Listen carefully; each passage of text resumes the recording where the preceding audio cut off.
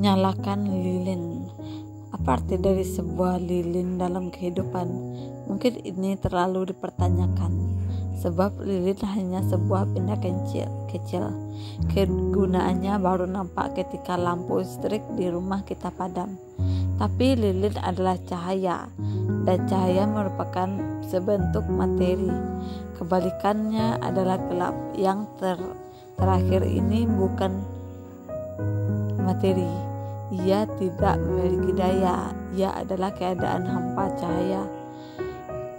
Karena itu, meskipun kecil, lilin selalu dapat mengusir gelap. Allah memisalkan petunjuk dengan cahaya, kesesatan sebagai gelap. Ini mengisyaratkan pasukan kesesatan tak memiliki sedikit pun daya di depan pasukan cahaya.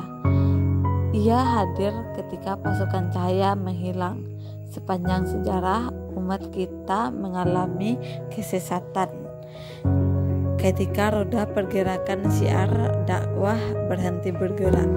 Di sini tersirat sebuah kaidah syiar dakwah, bahwa gelap yang menyelimuti langit kemudian kita sebenarnya dapat diusir dengan mudah.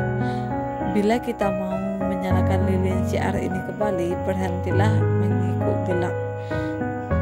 Ia toh tak berwujud dan tak berdaya.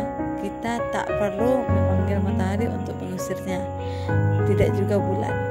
Tidak ada yang dapat kita selesaikan dengan kutukan, sama seperti tak bergunanya tatapan di depan sebuah bencana. Musibah jahiliyah, kekalahan yang sekarang merajalela di seantero dunia Islam, kita tak perlu diislah dengan kutukan atau ratapan, sebab kedua tindakan itu tidak menunjukkan sikap ijabiyah atau positif dalam kehidupan realita. Adalah lebih baik menyalakan sebatang lilin daripada mengutuk kegelapan.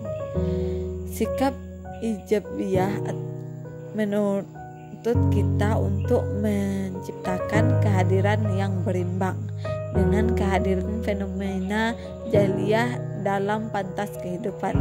Ini mungkin tak kita selesaikan dalam sekejap, tapi sikap mental iman yang paling minimal yang harus terpatri dalam jiwa kita adalah membuang keinginan untuk pasrah atau menghindari kenyataan. Kenyataan yang paling buruk sekalipun tidak boleh melebihi besarnya kapasitas jiwa dan iman kita untuk menghadapinya. Di sini ada sebuah pengajaran yang agung, bahwa sudah saatnya kita membuang kecenderungan meremehkan potensi diri kita. Karena kita mempersembahkan sebuah amal yang sangat kecil, saat itu kita harus membesarkan jiwa kita dengan mengharapkan hasil yang memadai. Sebab amal yang kecil itu, selama ia baik, akan mengilhami kita untuk melakukan amal yang lebih besar. Ibnu Qayyim mengatakan, sunnah yang baik akan mengajak pelakunya melakukan sunnah itu. Akhirnya tutuplah matamu dan nyalakan lilin, lalu katakan dengan datang kebenaran, sesungguhnya kebatilan itu pasti sirna.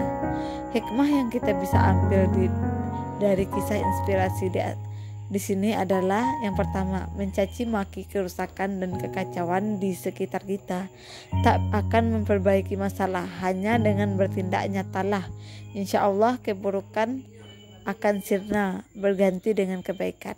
Yang kedua, jangan hanya jadi komentator, jadilah partisipator. Sekian, semoga bermanfaat.